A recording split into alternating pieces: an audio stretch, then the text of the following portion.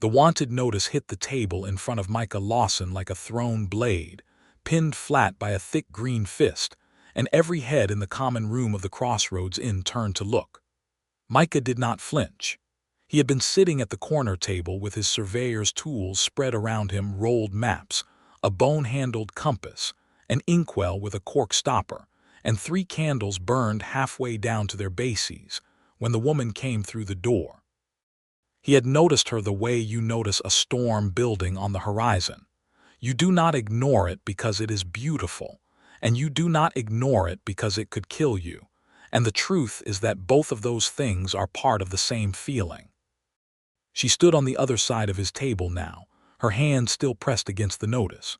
She was tall, broad-shouldered, powerfully built, with sage-green skin that caught the firelight like polished river stone. She wore travel leathers that fit her like a second skin, a fitted vest of dark mahogany leather laced tight from her ribs to her collarbone, snug riding trousers that disappeared into knee-high boots with brass buckles, and a belt strung with 2 blades and a short-handled axe. Her dark hair was pulled back in a thick rope braid, but 2 loose strands fell across her jaw, which was strong, with the subtle flare of tusks, small, well-shaped, ivory against green, that framed a wide mouth currently set in a line that Micah Lawson could only describe as furious. Her eyes were the color of amber. He noticed that too. "This is you," she said. Her voice was low and rough-edged, like gravel in the bottom of a stream. Micah looked down at the notice. It was a bounty posting, official wax seal stamp in the corner, lettering that read "Wanted for survey fraud and border falsification, Micah Lawson, cartographer of the Borderlands Commission, 500 gold coin reward, dead or alive." He set his compass down very carefully. "Where did you get that?" "Pinned to the post outside," Gorza said. "Right next to my own." She dropped a second notice on the table. This one said WANTED, GHORZA, IRONBLOOD, Clan BLOODROCK, for the alleged murder of Trade Commissioner EDRAS VELT, 800 gold coin reward. The common room of the Crossroads Inn was not a quiet place under ordinary circumstances. It served the junction of 4 major roads through the borderlands, and on any given night you could find merchants, hired swords, traveling clergy, and at least 2 people who were running from something. Tonight it went very quiet indeed. Micah looked at her notice, then at his, then up at her face. "I didn't falsify anything," he said. "I didn't murder anyone," she said. They stared at each other across the table, with the fire crackling in the stone hearth 10 feet away and the whole room watching. "Sit down," Micah said, and pulled out the chair across from him with his boot. Gorza Ironblood looked at the chair. She looked at him. Then she sat. The room exhaled. Conversation started up again, low and careful, and the barkeep, a heavy-set man named Dunstan, who had survived 4 ownership changes and 2 bar fights involving actual siege weapons, went back to wiping his counter and pretended he had not been holding his breath. Micah refilled his cup from the pitcher on the table, pushed it across to her, and said, "Tell me about Edras Velt." She looked at the cup. Something shifted in her amber eyes, not softening exactly, but a careful recalibration of threat level. She picked the cup up and drank. "He was the Trade Commissioner for the Southern Borderlands," she said. "He controlled the tariff routes between Clan Bloodrock territory and the human settlements. 3 months ago he was found dead in a ditch outside the garrison at Ashford, throat cut. Someone saw an orc leaving the area and gave a description that matched me closely enough that the garrison captain signed the warrant. Were you in Ashford 3 months ago? I was 40 miles north, carrying a trade contract between my clan and a wool merchant in Redfield." She looked at him steadily. "I have witnesses." "The garrison captain does not care." Micah nodded slowly. He pulled his own notice toward him and read the specific charges: survey fraud, border falsification. The claim was that he had deliberately moved the surveyed boundary markers of the Borderlands Commission's latest map to cede Orc clan territory to human settlement backers. That he had been bribed. That his maps were lies. His maps were not lies. His maps were the most precise documents produced in the last 20 years of Borderlands survey work, and he had spent 4 of those years riding through rain and rockfall, and one memorable wolf attack to make them true. "Someone is using both of us," he said. Gorza set down the cup. "Say that again." "Someone falsified the boundary survey and killed Velt. They need a scapegoat for the survey, someone credible enough that the charges will stick but not powerful enough to fight back effectively. That is me." He met her eyes. "And someone needs an orc to blame for the murder to make sure the resulting treaty dispute burns the trade routes and forces a new commissioner in. Someone who profits from chaos on the borderlands." The amber eyes were very sharp. "You figured that out fast." "I have been sitting in this for 3 days," Micah said.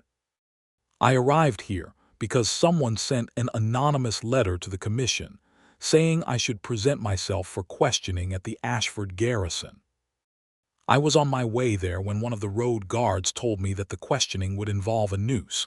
He paused. "I have had 3 days to think about who benefits. And who does. Merchant lord named Casper Thrain.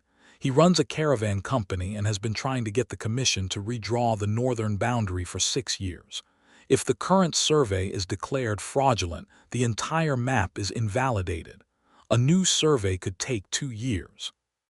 In the meantime, his people move in and settle contested land, and by the time a new survey is done, there are homesteads where there used to be clan grazing territory." Gorza was quiet for a long moment. The fire popped behind her. "Velt was the only commissioner who refused Thrain's bribes," she said slowly. "My clan negotiated with him directly because he was honest. He was the reason the trade routes worked." "Someone killed the one honest broker and blamed it on an orc," Micah said, "and someone discredited the one honest map." The amber eyes held his for a long time. Micah had learned, during 4 years of working the borderlands alone, to read the land very carefully, to understand what a slope was telling him, what a dry creek meant for a future route, what the color of stone said about the ground beneath it. He found, looking at Gorza Ironblood's face, that he was applying the same kind of careful attention. She was angry, she was wary. She was, and this surprised him, very specifically checking to see if he was afraid of her. He was not afraid of her. He was, if anything, very interested in her, which was a different kind of feeling entirely, and one that he filed away firmly for later. "The bounty notices are already posted," she said. "That means we have perhaps 2 days before someone tries to collect." "Less than that," Micah said, and tilted his head very slightly toward the far corner of the room without moving his eyes from hers. She did not look. She was good. A small muscle moved in her jaw, and he understood that she had already clocked the man in the far corner, big fellow, scarred forehead, the kind of careful stillness that people got when they were calculating something. "He is not alone," she said very quietly. "No, the one by the door is his partner. They came in 10 minutes after you." Micah paused. "My horse is in the stable. I have 3 current maps of every road out of this crossing. If we move now, before he finishes that ale, we have a better chance than if we wait."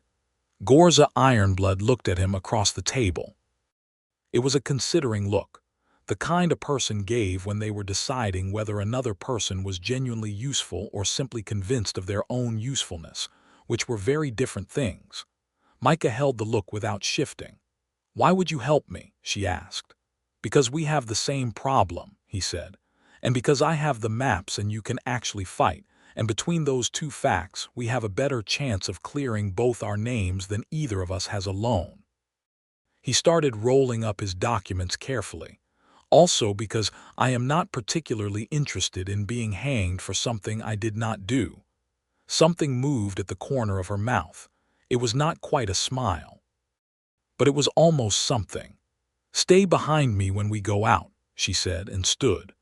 They paid and left in a way that Micah had practiced before, unhurried, as though going to the stable for a normal reason, and the man with the scarred forehead was not quite fast enough. By the time he pushed back his chair, Micah and Gorza were already in the stable yard, and Gorza had her axe in her hand, and the bounty man who came through the stable door first walked directly into a forearm that hit him like a fence post, and sat him down in the straw very hard and very finally. His partner, coming through behind, had a crossbow. Gorza's knife was faster. She did not hurt him. She took the crossbow out of his hands with a twist that was almost casual, spun it, and drove the stock into the man's stomach in a way that ended the conversation without ending the man. Micah had his horse saddled in the time it took her to finish that.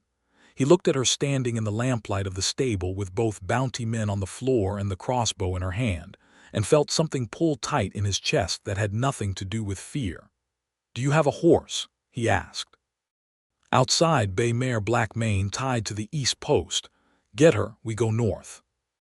They rode out of the crossroads in at a fast walk that became a canter once they hit the tree line, and behind them the lights of the inn dwindled and disappeared, and the borderlands opened up around them, dark and wild and vast, smelling of pine resin and cold water and the particular sharp cleanness of open country at night. They rode for 2 hours before either of them said much. Micah knew these roads by heart. He had mapped them, had walked every foot of them in mud and sunshine and sleet, and he picked the way north by instinct and starlight. Gorza rode beside him, not behind, which he noted without comment and approved of. When they stopped to water the horses at a stream that Micah had marked on his maps as clear water, reliable flow, she said, "Where are we going?" "There is a way station 8 miles north," he said, "used by surveyors. It will be empty this time of year. We can rest there and plan." "Plan what exactly?" "We need to prove that Casper Thrain commissioned the fraud and the murder," Micah said. "To do that, we need the original survey stakes, the ones placed before someone moved them or a witness to the fraud. The murder is harder, but if we can break the survey charge, the whole thing starts to unravel because the motive dies with it." "My clanspeople can testify to my whereabouts," Gorza said. "A Bloodrock oath is legally binding under the Borderlands Treaty. Then we need a venue where that oath can be given." He looked at her across the horses. "The Ashford garrison is compromised, but the commission has a regional seat at Thornwall, 3 days' ride." She looked at him steadily. "That is 3 days of traveling with a wanted man and a bounty on my own head." "Yes," he said, "a beat." "I have stayed in worse situations," she said, and swung back into the saddle. The way station was a squat stone structure with a good fireplace, a loft with hay, and a sturdy door that bolted from the inside. It smelled of cold ash and old maps, which to Micah Lawson smelled exactly like safety. He built a fire while Gorza checked the perimeter. She did this with a quiet, competent thoroughness that he watched from the corner of his eye and found himself deeply reassured by. They settled on opposite sides of the fire with their food trail rations, not inspiring, but enough, and the maps spread on the stone floor between them. And then they sat there, across the fire from each other, and something happened that Micah had not quite expected, which was that the conversation did not stop. He had expected silence. He was a man used to silence, 4 years alone in the borderlands, talking to his horse more than to any person, eating his own cooking, sleeping under his own maps.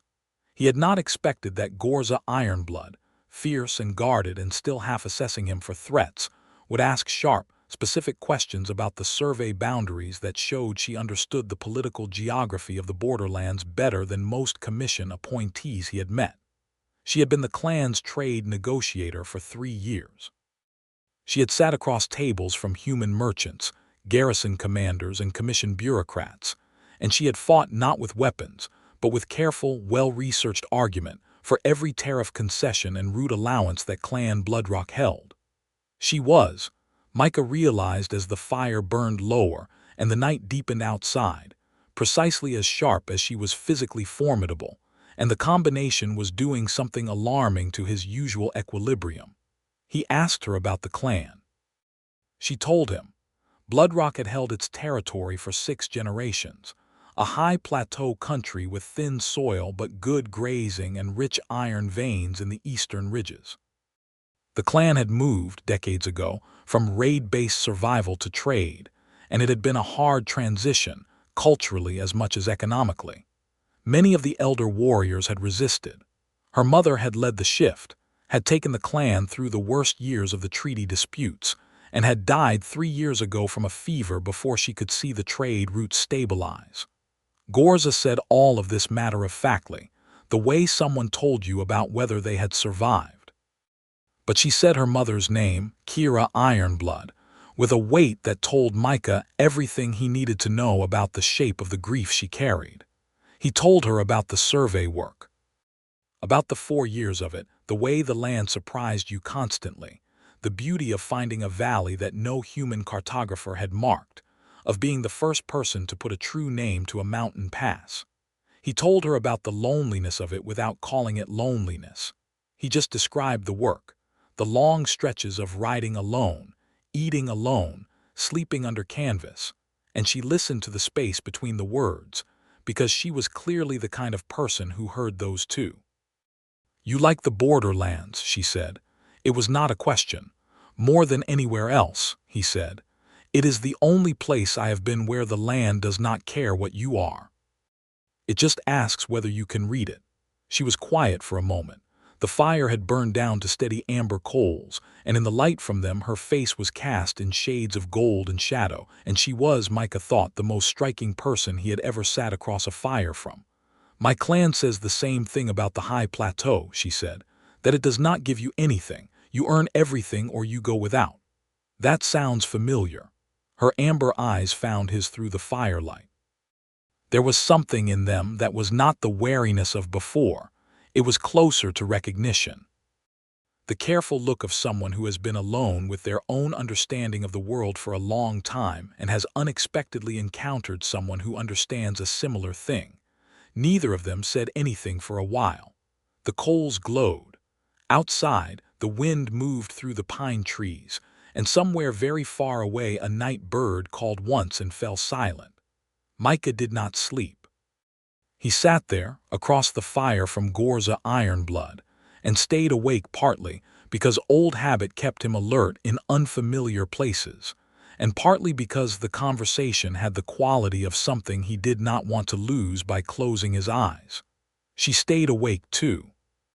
He could see it in the way she sat, straight-backed and present, her amber eyes open, sometimes looking at the fire and sometimes looking at him with that direct, considering gaze that he was beginning to understand was simply the way she looked at things she found worth looking at.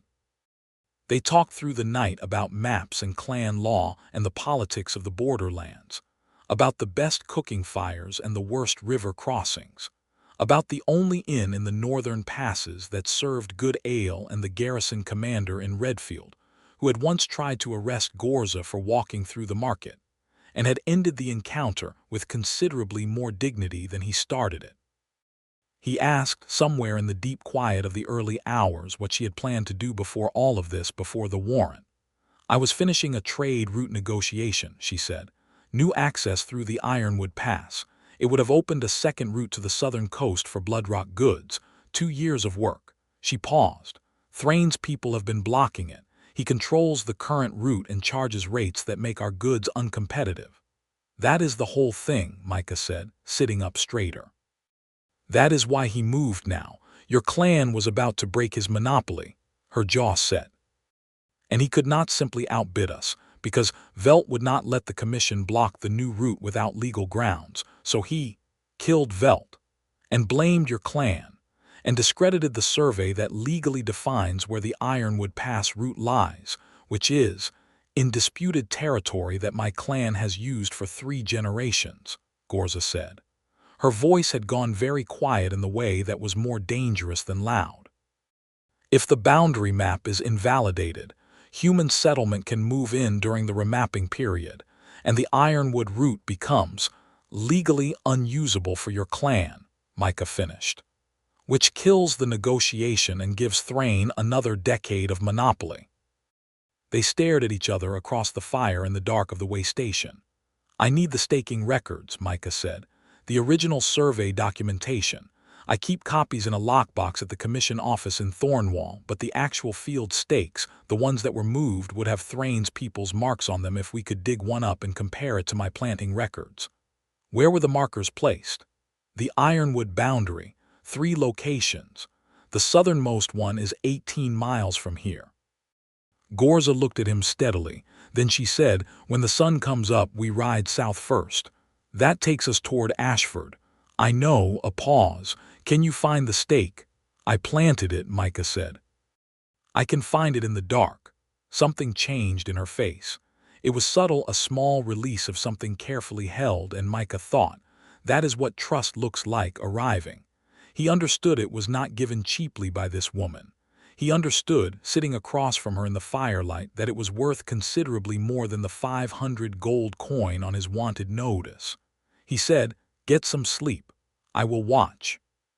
She looked at him for a moment that stretched out longer than it needed to, and there was something in that look that he could not name precisely, but that did something significant to his breathing. "I do not sleep well with people I do not trust," she said, and the smallest possible shift at the corner of her mouth. "I said I do not sleep well with people I do not trust." He understood what she meant. He held her gaze. The fire breathed between them. She settled back against the stone wall with her axe laid across her knees, and within 20 minutes she was asleep, which told him what she had just told him, and he sat there watching the coals and listening to the pine trees, and feeling something he had not felt in a long time, which was the warm and specific awareness of not being alone. The sun came up orange and enormous over the eastern ridgeline, and Gorza Ironblood was still there. He had half expected her not to be half expected to wake and find the mare gone and the door open, and the notice folded on the floor, the practical decision of someone who had assessed the odds and found a solo run more promising. But she was there, standing at the open door with the early light catching the brass buckles of her boots, looking out at the morning country with a stillness that had the quality of belonging to it. She looked back at him when he stood. Her amber eyes were soft with the particular vulnerability of someone freshly woken, before the armor of daytime is fully in place, and Micah thought he was probably going to remember that for a long time. "You did not sleep," she said. "I watched." Something moved in her expression, warm and quickly contained. She said, "I told you to sleep. You needed it more than I did." She made a sound that was not quite argument and turned back to the morning. They ate quickly, saddled the horses, and rode. The southernmost boundary stake was buried near a distinctive split boulder that Micah had marked in his field notes as marker stone south, Ironwood boundary, with a cross-reference to the elevation survey and the watershed line. He found it in 30 minutes of working a grid, digging carefully with the short shovel from his saddlebag, while Gorza watched the ridgeline, one hand on her axe. The stake was iron-capped, his mark stamped into the Metal Commission Survey IV, LAWSON. But when he pulled it fully free and measured its position against his original field notes, the numbers were wrong. Not by much.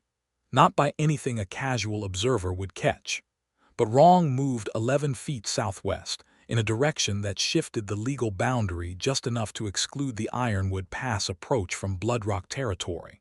He showed her the numbers. She read them without comment and then looked at the stake for a long moment. "This is evidence," she said. "This is the beginning of evidence," he said. "We need someone credible to verify the measurement and attest to the discrepancy. And we need to get it to Thornwall alive. I can send a clan messenger." Her jaw was set. "If the stake reaches the commission with a verified measurement, does it break the survey fraud charge? Combined with my original field notes, yes." Unambiguously, he paused. "It also opens the door to asking how the stake moved, which leads to Thrain." She looked at him. "But it does not clear the murder charge." "No," he said. "That is a separate problem." They looked at each other over the stake lying on the ground between them, and a hawk called somewhere above, and the morning was very clear and cold. "The wool merchant in Redfield," Micah said carefully. "The one with the trade contract you were delivering when Velt was killed. Is he someone who would testify?" "Aldous Fenn," she said. "He is an honest man. He was with me when the contract was signed. He has the dated document." She paused. "But he is old and cautious, and he is afraid of garrison soldiers." "Not garrison soldiers," Micah said. The Commission Regional Adjudicator at Thornwall has independent authority to hear evidence and compel testimony. If we can get to Thornwall without being taken by bounty collectors. Yes, Micah said, that part. She picked up the stake and tucked it under her arm with the decision of someone who has made a calculation and committed to it. Then we go to Redfield first, 40 miles. 2 days' ride, the roads being what they are this time of year. 1.5, she said, and looked at him with a faint challenge in the amber eyes. If you can keep pace. I mapped every one of these roads, he said, swinging up into the saddle. I will keep pace. That almost smile appeared again. This time it lasted half a second longer. They pushed hard that day, riding through country that Micah knew like the lines of his own maps, every valley and ford and short cut. He called the route without hesitation, choosing tracks that shaved miles without adding risk, and he could feel Gorza's attention on his decisions, the way she logged each choice and filed it. He found that being observed by her was not uncomfortable the way being observed by most people was. It felt more like the land being studied by someone competent who intended to understand it. They camped that night in a hollow beside a dry creek. No fire, too close to the Ashford Road for that comfort, and ate cold and wrapped in their cloaks and sat close enough that the warmth was shared without comment. The night was clear and frigid, the stars enormous overhead, and Gorza told him about the iron mines of the Bloodrock Plateau in the dark, how the ore came out rust-red in the morning light, how the clan smelters worked through winter on the thermal vents in the lower ridges. He told her about the night he had camped in a glacial valley so still and quiet that he had heard his own heartbeat echoing off the ice. That sounds like the kind of silence you either love or you break, she said. I loved it, he said. Until I did not. A pause. How long have you been alone? She asked without particular weight, just a direct question, the way she asked everything. Micah was quiet for a moment, looking up at the stars. The better question is whether I was lonely, he said. And the honest answer is yes, and I was not paying attention to it, which is worse in some ways. He felt her attention shift toward him, intent and careful. You are paying attention now, she said. He looked at her. In the dark, with no fire, he could only see her by starlight, the outline of her, the amber of her eyes catching enough light to glow faintly. Yes, he said. The silence that followed was not empty. It was the kind of silence that has weight and warmth and shape to it, the kind that two people build together without talking.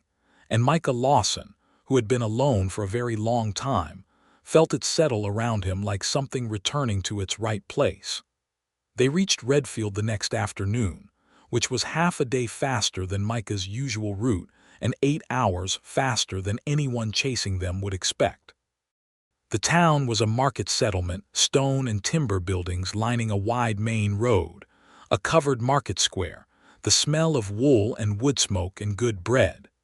They came in separately, Gorza waiting in the tree line while Micah entered first and found Aldous Fenn at his wool house. Fenn was a small, spare man of about 60, neat and careful, and initially very pale at the sight of Micah.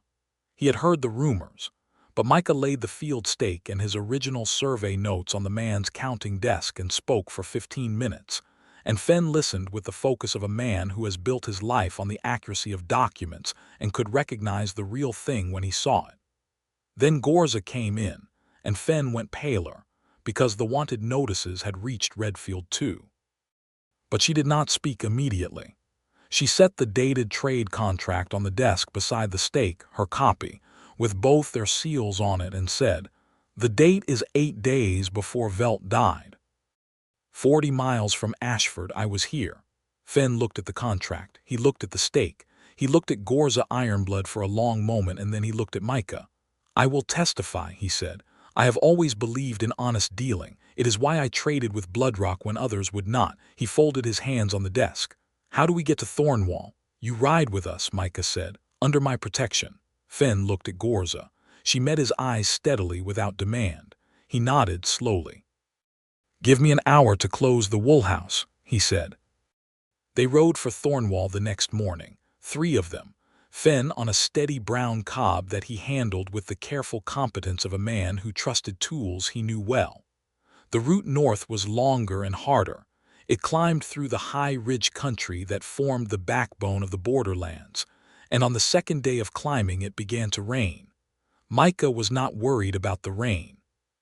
He was worried about the 5 riders who had been paralleling their course since dawn, staying just inside the tree line on the far slope. He had caught them on his second east survey of the terrain, the way a good cartographer learns to scan, not looking for what should be there, but for what should not be. Told Gorza quietly when they stopped to water the horses. She did not look toward the trees. She said, "How many?" 5, well-mounted. Thrane's men or bounty collectors. 2 well-disciplined for bounty collectors, Micah said, her jaw set. Then Thrane knows where we are going. He had to be watching Fenn, Micah said. Anyone digging into the survey fraud would eventually come to the wool merchant. It was a logical move. So we are leading them to Thornwall. If we run, we do not get there at all. He looked at her steadily. Can you hold 5 long enough for Fenn and me to reach the commission gate? She gave him a look that said several things simultaneously, the clearest of which was, I appreciate the faith and also please think about what you just asked. Can Fenn ride hard? She said. He is sturdier than he looks. Then here is what we do, Gorza said. When the road comes down from the ridge into the valley north of Blackburn Crossing, there is a narrow point where the trail goes between 2 rock falls. I saw it this morning. 1 person can hold that gap against 5 for long enough. 1 person, Micah said flatly. 1 person who is not the mapmaker carrying the only evidence we have, she said just as flatly. Gorza. Lawson. The amber eyes held his. You get Fenn to Thornwall. You get the stake and the notes and the contract to the adjudicator. You clear this, that is what matters. You matter, he said, and the words came out without the careful arrangement he usually gave things, raw and direct, and she stilled. A beat passed. The rain came down around them. I am Ironblood Clan, she said, and her voice had something in it that was rougher than usual, a grain in it like stone under water. I do not fall easily.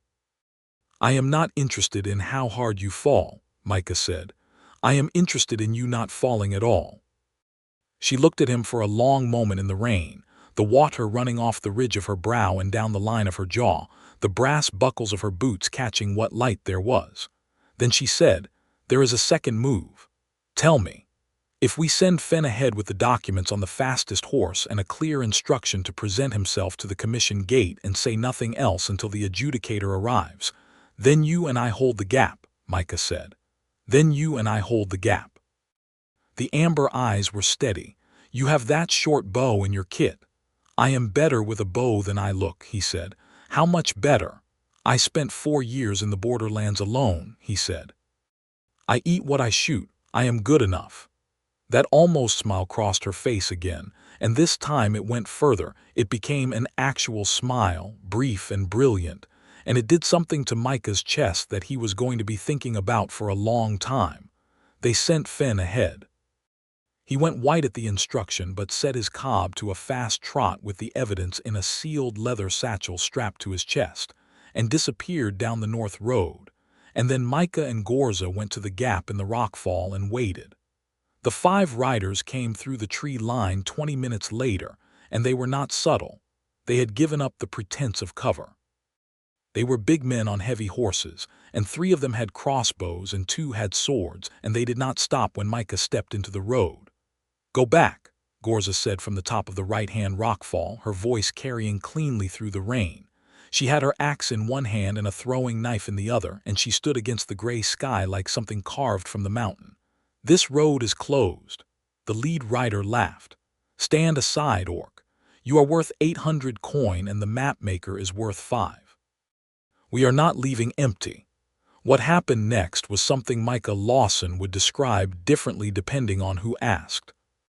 The official version was that he shot the leading crossbow out of the nearest rider's hands and Gorza removed 2 men from their horses in the first 5 seconds.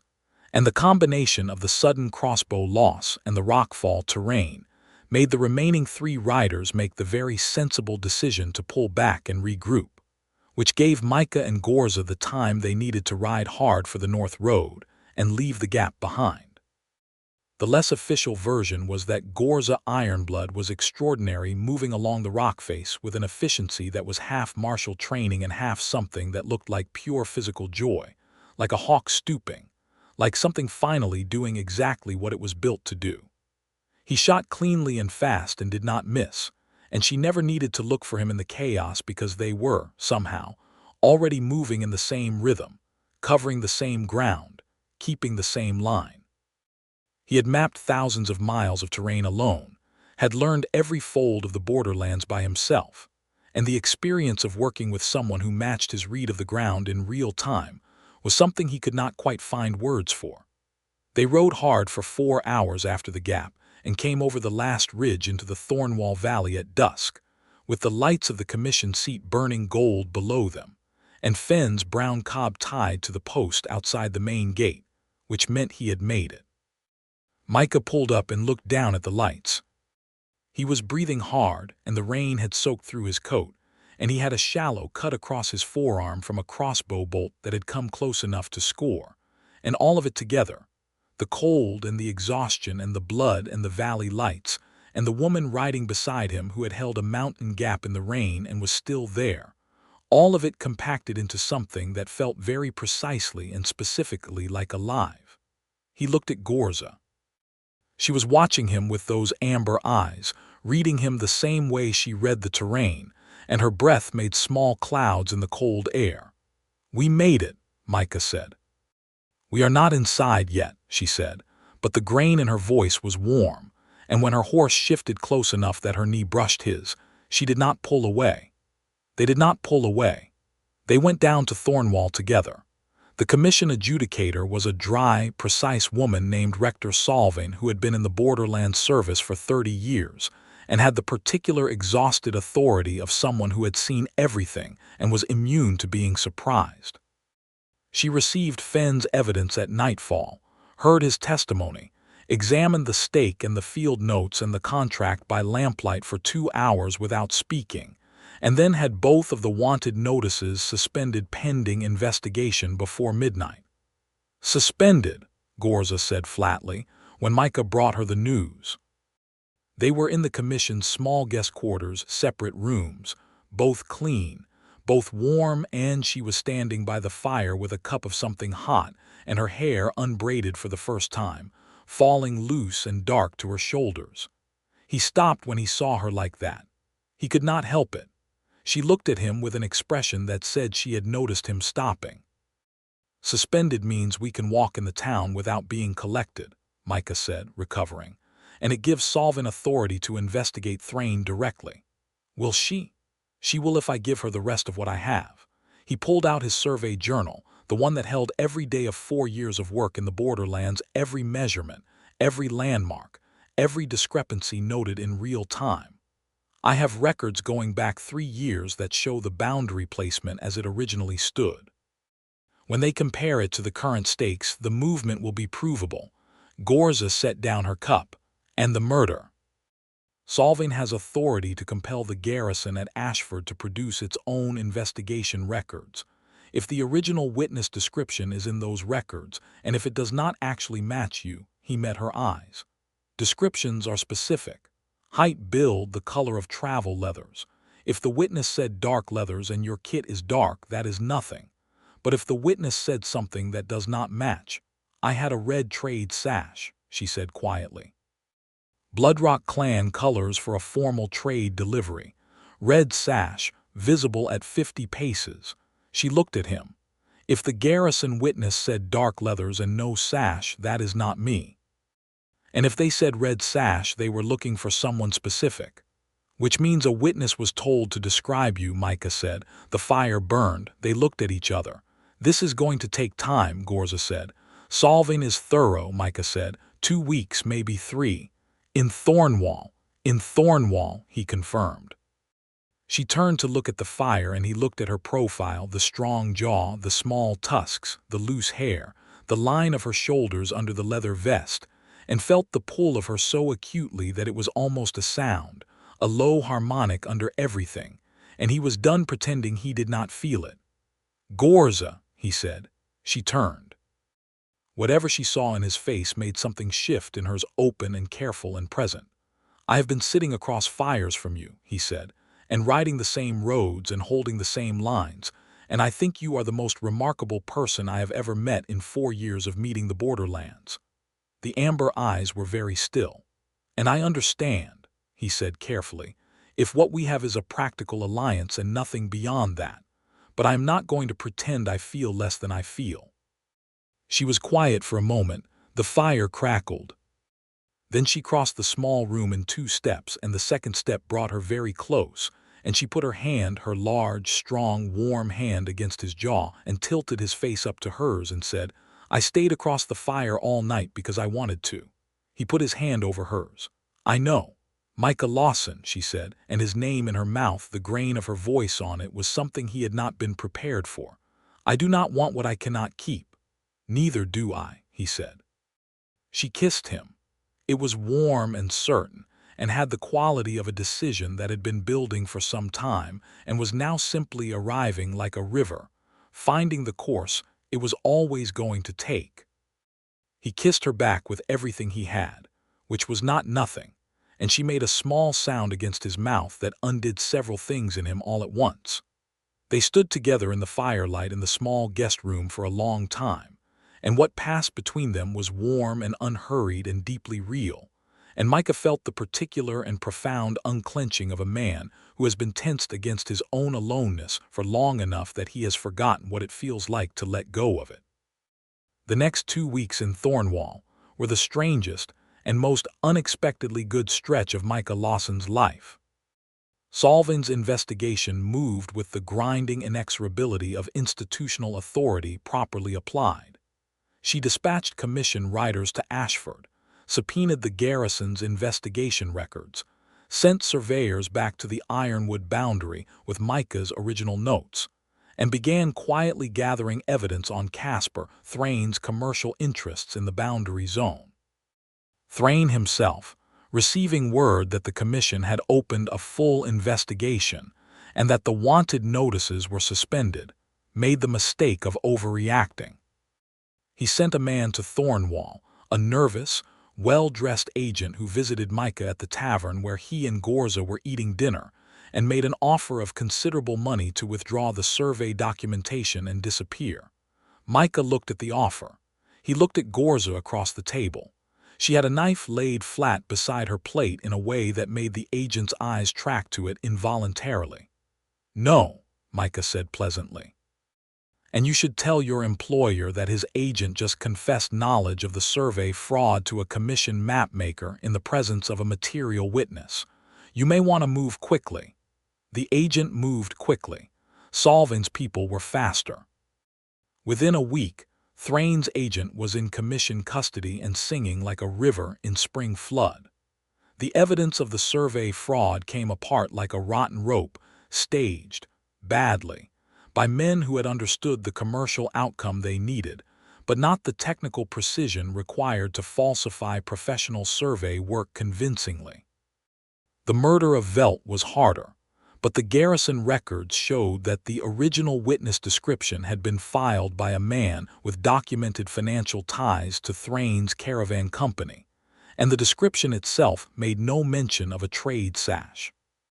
When Solving summoned them to the commission hall to announce the findings, Gorza walked in beside Micah, not behind him, not ahead, beside, and the officials and clerks and gathered witnesses in the room watched her enter with expressions ranging from wariness to outright alarm, and she walked through all of them with her head up and her amber eyes steady, and her fitted travel leathers exactly as they had been on the first night at the Crossroads Inn, and she looked like she belonged exactly where she was.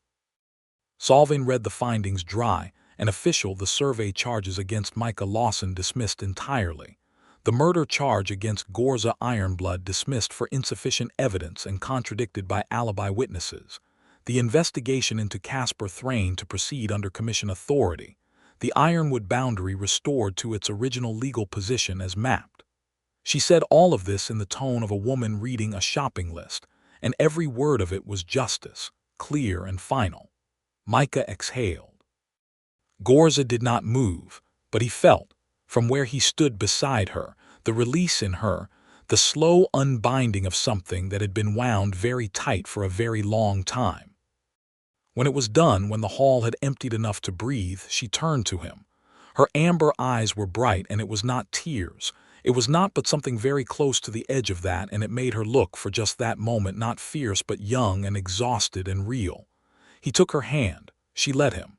"It is done," he said. "It is done," she said, and her voice had that grain in it, deep and raw. They stood in the commission hall with their fingers linked and said nothing else for a while, and it was enough. Gorza sent a rider to Clan Bloodrock the same afternoon. The news would reach the plateau in 3 days: the dismissal of the murder charge, the restoration of the boundary, the opening of the ironwood route. 3 years of her mother's work preserved. The trade route her mother had begun, that she had carried forward alive. Micah watched her write the message and seal it, and felt, watching her, the same thing he felt when he found a river valley no map had named yet, the particular quiet awe of something true and previously unseen coming clear. They spent 4 more days in Thornwall while the official paperwork was completed, and their horses rested, and the weather over the high ridge eased. 4 days of walking the commission town together, eating at the small tavern with the good bread, sitting by the fire in the evenings with his map spread between them, while she suggested route corrections from her knowledge of the plateau country that made his surveys measurably more accurate. 4 days of her hand finding his in the dark and his name in her voice, and the warmth of being known by someone genuinely known, not the surface version of a person but the real thing beneath, and found worth keeping. On the 3rd night she said, quietly, lying beside him in the dark, "My clan is going to want to meet you." "Is that a warning?" he said. "Yes and no." A pause. He could hear the firelight in her voice. Bloodrock clan has traditions around claiming, around commitment. When someone matters to a clan member, there are ways it is formalized. She was careful with the words, precise in the way she was precise with everything. It is not required, but it is real. It is how we mark what is real. He was quiet for a moment. "Tell me about it," she told him. The claiming right, old as the clan itself, older than the treaty, older than the trade routes and the garrison walls and the human settlements that had grown up around the borderlands. A simple thing in its way, though not simple in its weight. The claiming person kneeling before witnesses to speak the intention, to name the one they chose, to declare it publicly so that the clan knew and the land knew, and nothing could be taken back without the whole of Bloodrock understanding what had been set aside. "It is considered the more serious thing," Gorza said. "To claim is to bind. It is not said lightly." "No," Micah said. "I am not saying it lightly," she said. He turned to look at her in the dark. She was looking at the ceiling with her amber eyes open, very still. "Gorza Ironblood," he said. "Micah Lawson," she said, and looked at him. "Whatever you want to do," he said. "I am with you." She kissed him then, fiercely and without patience, and there was nothing light about it. On the 5th day they rode north for Clan Bloodrock territory. The Ironwood Pass was legally open now. Salvin had sent official riders ahead, and they took it, climbing through the pine-dense lower slope into the high, clear air of the plateau country for the first time. Micah pulled up at the crest and looked out at the Bloodrock Plateau spreading below him, vast, wind-swept. The thin soil tawny gold in the afternoon light, iron-veined ridges rising in the east like the backs of sleeping giants, and felt the breath go out of him. "This is where you are from," he said. "Yes," Gorza said beside him. "It is beautiful," he said, and meant it the way he meant it about the glacial valley and the unnamed river and every piece of true country he had found in 4 years of maps. "It is completely unlike anything I have charted." She looked at him, looking at her land with those quiet, specific eyes of his, the eyes that missed nothing and judged nothing, and something in her face went very warm. "Then chart it," she said. The clan settlement was visible from the pass crest, low, spread buildings of stone and timber, the great communal hall, the smelter towers trailing smoke in the east, the herd grounds empty now in the afternoon but marked by tracks and the particular churned quality of land that animals moved across regularly. It looked lived in, deeply and thoroughly, the way land looked when it had been home for 6 generations. They rode down together. The reception was complicated initially. Micah had expected wariness, and he got it, dozens of eyes tracking him as they rode into the main yard, the particular stillness of a community assessing a stranger in their midst. He was human. He was the first human to ride through the Ironwood Pass into Bloodrock territory in 20 years. He was aware of both of these things and sat easy in his saddle, and met the eyes that came to him without challenge and without apology. Gorza rode beside him and said nothing to the watching clan, but she sat very straight and her chin was up, and the amber eyes moved across her people with a message that Micah could read even if he did not know the specific language. This is mine, and I chose him, and if you have something to say about it, you will say it to my face. Nobody said anything to her face. The clan elders received them in the great hall, 4 of them, old and weathered and sharp, with the careful gravity of people who had survived a long time by knowing when to trust and when not to. Gorza laid the commission papers on the great table, the dismissal, the boundary restoration, the Ironwood opening, and spoke for 15 minutes in a mix of common and Bloodrock tongue, her voice even and exact. The elders listened. They looked at the papers. They looked at Micah. The eldest, a woman named Aura who had iron-gray hair and the kind of eyes that had seen whether no one else in the room had been alive for, said to him directly, in clear common tongue, "You helped bring these home."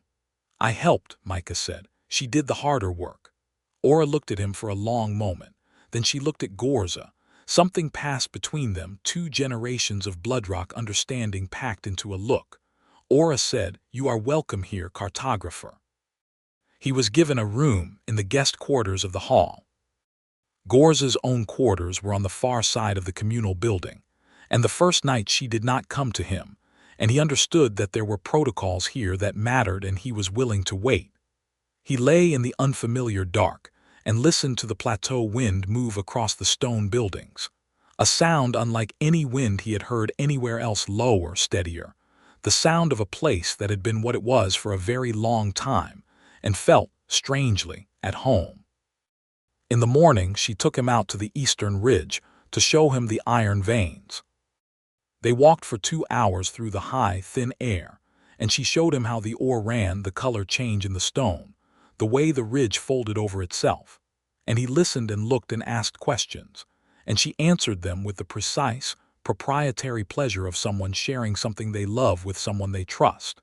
He told her about a survey technique he had developed for terrain like this, a way of mapping elevation that was more accurate in complex ridge systems than the standard commission method. She listened with the same sharpness she brought to everything. By the end of the morning, they were sitting on a high ledge with a piece of paper from his kit, and she was sketching the ridge contour from memory while he watched and suggested corrections, and they were arguing pleasantly, specifically, about the best way to record a fault line, and it was the most comfortable 2 hours Micah Lawson had spent in longer than he could precisely remember. Days passed. He helped with the clan's existing map, a rough thing, hand-drawn, serviceable but imprecise, applying his commissioned survey techniques to the plateau topography. The clan watched him work, and the wariness did not entirely disappear, but it shifted, gradually, into something more like the cautious respect of people who have seen a skill applied honestly and recognize it. A young clan warrior named Dref, who had been the most openly skeptical of Micah's presence, spent an afternoon watching him survey a section of the northern grazing boundary. At the end of it, Dref picked up the finished map segment and looked at it for a long moment, and then said, "This is better than what we have." "It could be better still," Micah said, "if I had the full elevation data for the northeast ridge." Dref looked at him with one eye slightly narrowed. Then he said, "I can show you the northeast ridge." It was not friendship. It was not yet. But it was the beginning of something, and beginnings were things Micah knew how to tend. 3 weeks after they arrived, the Ironwood route had its first official trade caravan come through, a modest convoy from a southern wool trader, not Fenn, though his recommendation had helped open the door, moving goods up through the pass to the plateau market. Gorza stood at the entry to the settlement and oversaw the arrival with the careful authority of someone who had worked 3 years for this exact moment. And the trade seals were checked, and the tariff recorded, and the first goods changed hands in a transaction that was legal and fair and had, behind it, the Commission's officially recognized survey. Micah watched her from across the yard. She was magnificent, the whole word. Nothing held back, standing there in the afternoon light with her dark braid and her fitted travel leathers and her amber eyes sharp and satisfied. The first honest trade coming through the gate her mother had pushed for, the route secured by the work of both of them. And she turned and found him watching, and the smile she gave him was wide and real and had nothing almost about it. He walked to her. She met him halfway. "We did this," she said. "Your mother started it," he said. Her eyes went bright. "She did." A pause, quiet and warm. "I think she would have liked you." "I hope so," he said. "I am planning to be around for a considerable time." Gorza looked at him with those amber eyes, warm and steady and fierce.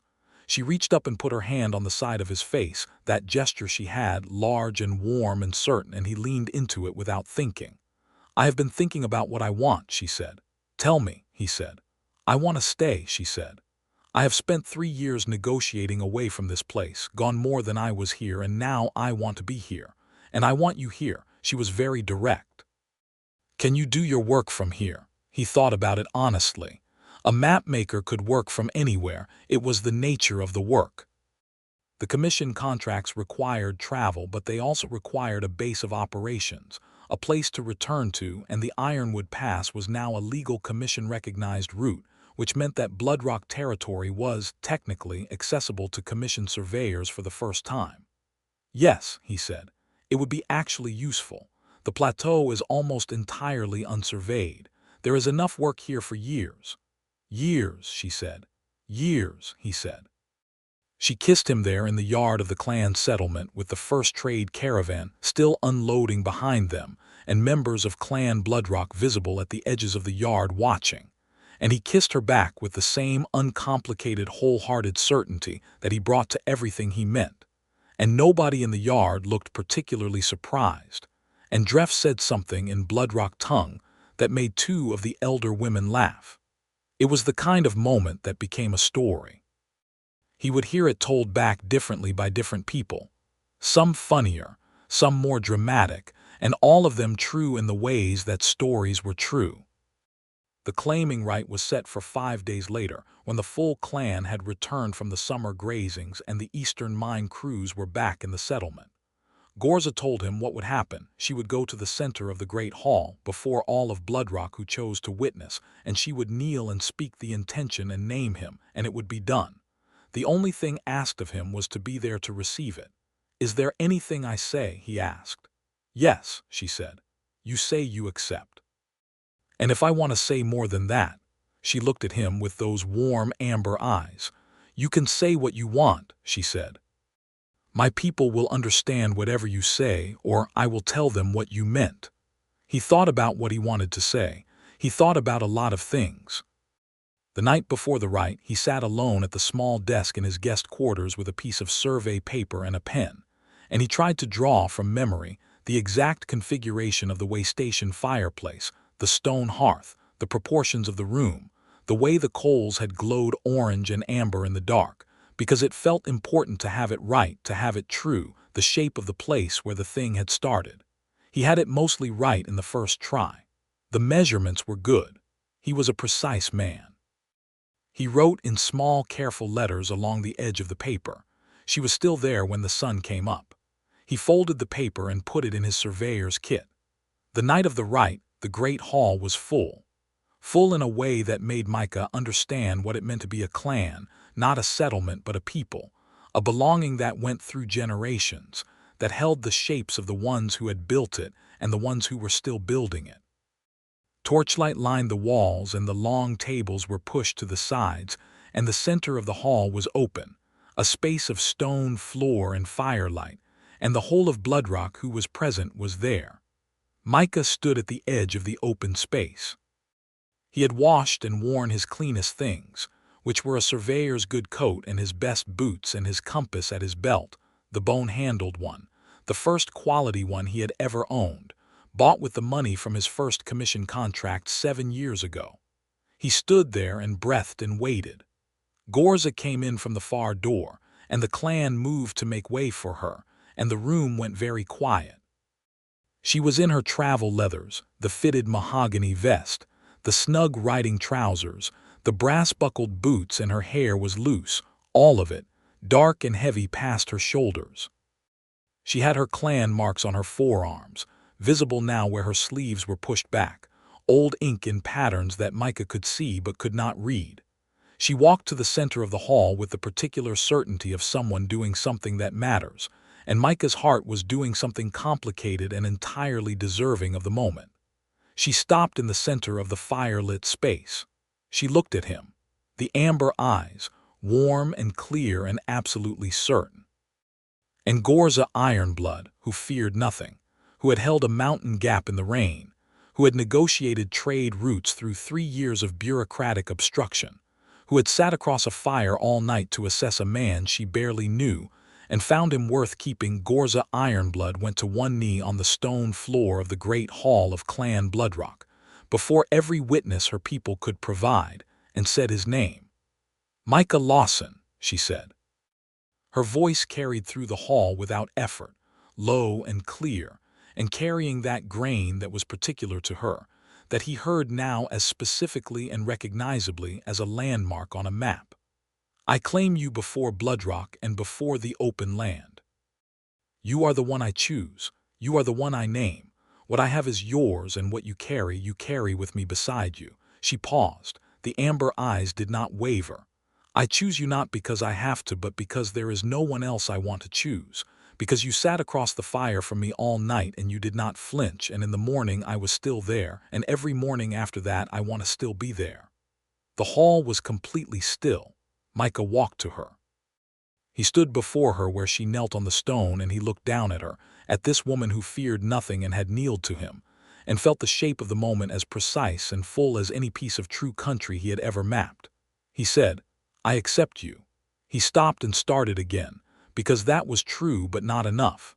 "I accept you, Gorza Ironblood, and I want you to know what that means from where I stand. It means you are the most remarkable person I have ever sat across a fire from. It means I have been alone for long enough that I was used to it, and you showed me in one night what I had been missing, and I am not willing to go back to missing it. It means you are my home now, not just this plateau, though this plateau is extraordinary and I intend to map every foot of it, but you specifically. You are where I want to be." He reached down and took her hand. She stood. They stood facing each other in the center of the great hall of Bloodrock, his hand in hers, the torchlight and the firelight and the whole of her people around them. And the silence lasted one moment, and then it broke open into something loud and warm and full of the voices of the clan. And Ora the Elder made a sound that was unmistakably laughter, and Dref of all people put 2 fingers in his mouth and produced a whistle that bounced off the stone ceiling. Gorza pulled him toward her by the front of his coat and kissed him in the middle of all of it, and he kissed her back, and the hall erupted, and neither of them cared. Later, when the fires had burned lower and the clan feast had finished, and the hall had thinned to those who would stay until morning, they sat together near the great hearth, not across it but beside it, side by side, her shoulder against his. And the warmth of the fire was the warmth of the hall and the warmth of the people and the warmth of her, and Micah Lawson, who had spent 4 years mapping the borderlands alone and learning the particular silence of a man who has been overlooked for long enough to wonder if he was worth finding, sat in the center of all of it and felt, simply and completely, chosen. Gorza had her hand in his. She was talking to Ora across the fire, low and comfortable in Bloodrock tongue. She squeezed his hand once without looking at him, the way you confirm something real when words were occupied elsewhere. He squeezed back. Outside, the plateau wind moved over the settlement, steady and ancient, and the iron ridges in the east were dark against a sky beginning to pale at its lowest edge, the first breath of coming dawn, faint and cold and clean. Micah looked at it through the gap of the open door, the darkness beginning its slow turn, and thought of a survey note in small, precise letters. She was still there when the sun came up. She had been. She was. She would be. He was going to need more maps. Casper Thrain was formally charged by the Borderlands Commission 2 months after their return to Bloodrock territory. The charges included bribery of a survey officer, falsification of commission boundary records, and conspiracy in the murder of Trade Commissioner Edras Velt. The last charge carried the most weight, and the evidence compiled by Rector Solving over the following months was thorough and damning. Thrain was stripped of his caravan licenses, his commercial assets in the Borderlands frozen, and he stood trial in the regional court at Thornwall in the early winter. Micah gave testimony. Gorza gave testimony, and her clan's trade contract and Fenn's witnessing made the alibi for the murder charge airtight. Fenn gave testimony, and did it with a dry, careful precision that impressed even the regional judges. The trial lasted 4 days, and the verdict was delivered on the 5th, guilty on all charges. The caravan monopoly was dissolved. The Ironwood route, legally open and commission surveyed, was confirmed as a permanent trade corridor under Bloodrock negotiated tariff. Micah was there when Gorza received the final documents, standing in the Thornwall Commission Hall in the gray winter light, and he watched her read the confirmation of everything her mother had worked for, and the line of her shoulders, usually so straight and held, went through one long, slow release, like a rope unknotting, and she stood there with the paper in her hands and breathed. He did not say anything. He stood close, and she leaned back into him, just slightly, just enough, and he put his hand on her back, and they stood together in the gray winter light while it was done. On the road back north, through the Ironwood Pass in early snow, the first snow of the year, light and clean, covering the pine slopes in silence, Gorza rode beside him and told him about the next negotiation she was planning, a secondary route that would connect the Plateau Ironworks to the coastal markets. And he listened and looked at the snow-covered country and pointed out a ridge line that his survey had flagged as a possible pass 3 years ago. Never fully explored because it was in disputed territory that had since been legally resolved. That ridge, he said, there is a pass there that no one has officially mapped. I have a probable route from elevation data, but the ground truth is missing. She looked at the ridge. How far? 2 days' ride, maybe 3 depending on the snow. She looked at the ridge for a long moment. Then she looked at him with those amber eyes, warm and alive and ready for the next thing. Spring, she said, when the snow breaks. Spring, he agreed. They rode through the Ironwood Pass as the snow fell softly around them, and the plateau came into view ahead, the great open sweep of it, tawny gold even under snow, the iron ridges rising in the east, smoke from the smelter towers, the settlement visible in the distance with its fires burning. Home. Micah Lawson pulled out his compass and took a bearing, not because he needed it, but because it was what he did, because mapping was the way he made the world real, the way he honored a place by understanding it precisely, and this place above all others deserved that attention. He noted the bearing in his survey journal. He noted the date. He noted the snow depth and the wind direction and the temperature by feel, and then he closed the journal and put it back in his kit. Gorza had watched him do all of this with the calm, specific attention she gave to things she considered worth watching. When he looked up from the kit, she was already looking at him. "What does the map say?" she said. "It says we are home," he said. She took his hand. Her grip was warm and firm and absolutely certain, the grip of a woman who had chosen with her whole self and would not choose otherwise. She held it all the way down the slope and through the gate and into the settlement yard, in full view of her clan and the morning and everything that came after, and she did not let go. Neither did he.